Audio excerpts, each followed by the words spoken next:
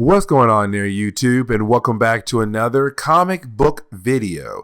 Okay, guys, so we are basically going to continue our coverage over the Reign of X era of X-Men comics, and we actually pick up with X Factor number 7. Now, with that being said, this book actually do pick up right after the ending of our last X Factor video, with the X Factor team found the dead body of Siryn. Now remember, Siryn is the daughter of Banshee, but she does have the ability to fly. And the reason why I'm pointing that out is because in the very end of our last X Factor video, she just crash landed in the middle of the island and no one knows how she dies. Now I'm going to tell you right now, when we basically dive into X Factor number 7, this book right here is going to give us a lot of information that took place between this book and the last book. And so I do want you guys to know that so that you will not be confused. But basically it's X Factor beginning to wonder what actually happened to Siryn. Now, getting into today's book, we actually do pick up with the X Factor team right now at the Boneyard. Now, remember, the Boneyard is not actually a boneyard. It's basically their home, their tower, their base where they work out of. And so anytime anybody needs the X Factor team to basically, figure out what in the world is going on or to kind of investigate a murder scene or a dead body, of course, they go to the Boneyard to call up the X Factor team. Now, with that being said, while you have the team kind of hanging out, you do have Northstar, the leader of this team, say, hey guys, we got to go because we have another dead body that we basically have to investigate. Because basically you have Northstar take the team over to the dead body of Siryn once again. Now there's a reason why I said what I said earlier in the very beginning of this video, that some things took place between this book and the last book. Because again, at the end of our last video, when the X Factor team found Siryn, she just crash landed in the middle of the island and died. But now here they are, they're finding another dead body. And we come to find out that this right here takes place 10 days after the last dead body we saw at the end of our last video. Because you have Northstar say that after they found the last dead body, of course the five mutants who are able to bring someone back to life, they brought Siryn back to life. Here she is right now, dead again. So something is going on, because why is somebody dying twice in 1 week when Siryn is not part of any team at all? Not X-Force, not X-Men, not Excalibur, not Marauders, not Hellions, and definitely not this team.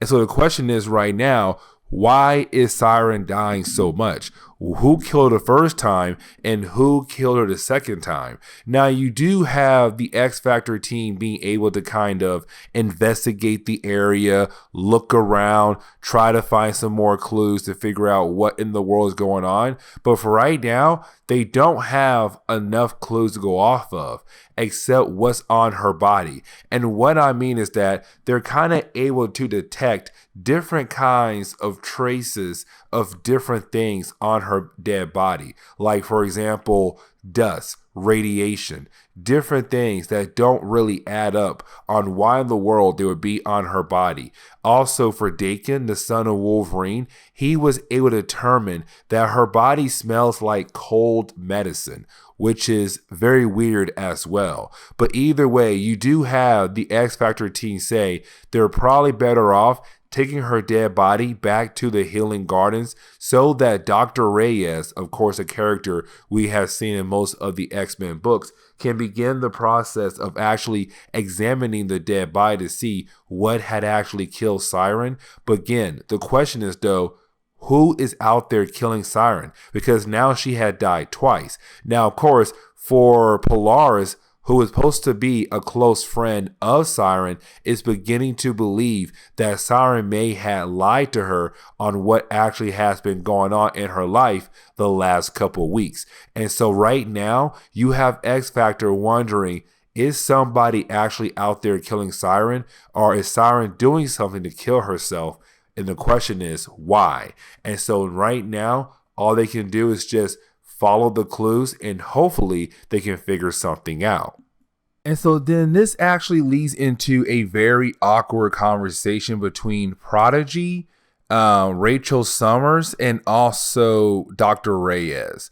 And the reason why I'm saying this because while you have Dr. Reyes beginning to do an autopsy on the dead body of Siryn, the second dead body of Siryn, you actually have Prodigy actually asking Dr. Reyes about the dead bodies of previous mutants that have died, but of course, there are a new version of them out there in the world. So for example, usually now in the world of X-Men, thanks to Jonathan Hickman, when you die, you have 5 mutants begin the process of making a clone version of your dead body and downloading your memories into that new body of yours. But for Prodigy, he wants to know what happens to the dead bodies of the mutants who had died. And so now he wants to know, can he actually do some research on them? Because when it comes to Prodigy, he's basically able to understand almost anything that happens around the world. Like his knowledge about almost anything is just crazy powerful. But when it comes to Prodigy, he just wants to know what happens to dead bodies of mutants after they have died. Like, how do people actually dispose of those dead bodies? Now, he does have a legit reason why he's doing this.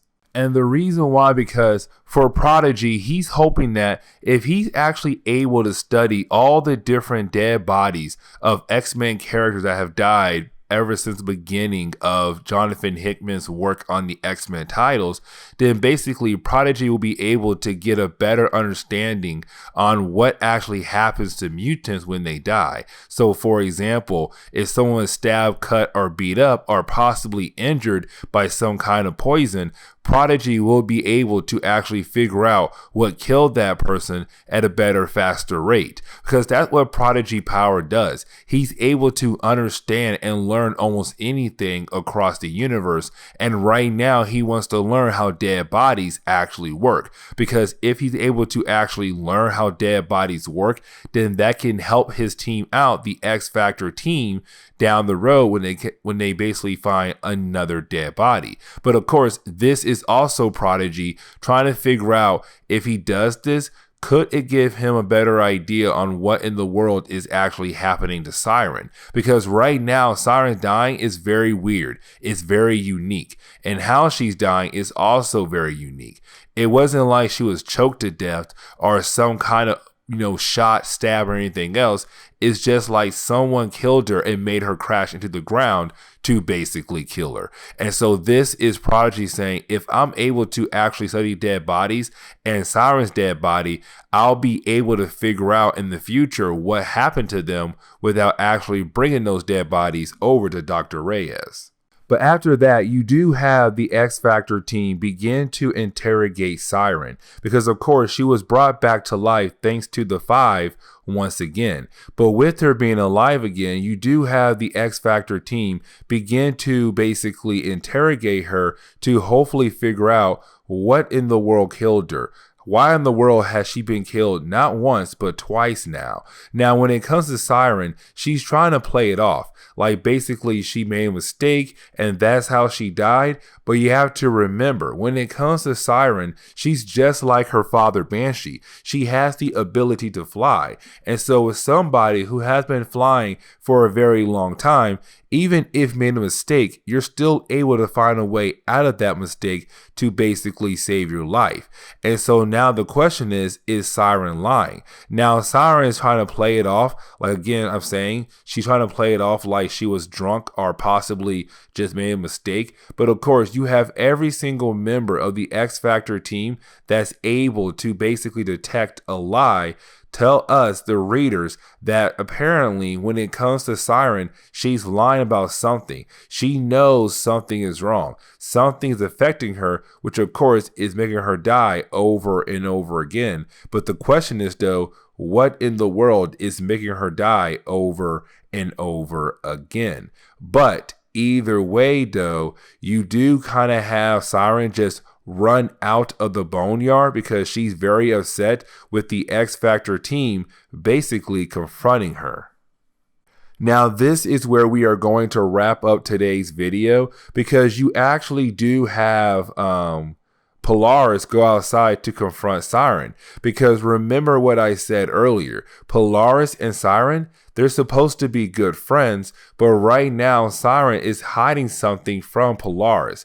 Now you do have Polaris, which again is the daughter of Magneto, staying calm and trying to connect with her best friend again to see if her best friend can actually tell her why in the world she died twice, because that is huge. And now she's on her third body, and they're hoping that this third body won't die away as well. But that is the moment you have Siryn begin the process of actually using one of her powers where she's kind of able to, what's the word I'm looking for? She's able to mind control you by singing to you, putting you in a trance where, of course, you kind of have to follow every single direction she gives you. And right now, is Siryn kind of controlling Polaris to have Polaris kind of forget what actually is going on with the case, but to have Polaris help her hide her big secret. But this is where we are going to end today's comic book video. So please leave me a like down below and subscribe. Also, if you have any suggestions on books I should read, well, please let me know in the comments below, because you never know, your suggestion could be a future video down the road. But guys, I'll see y'all next time. Later.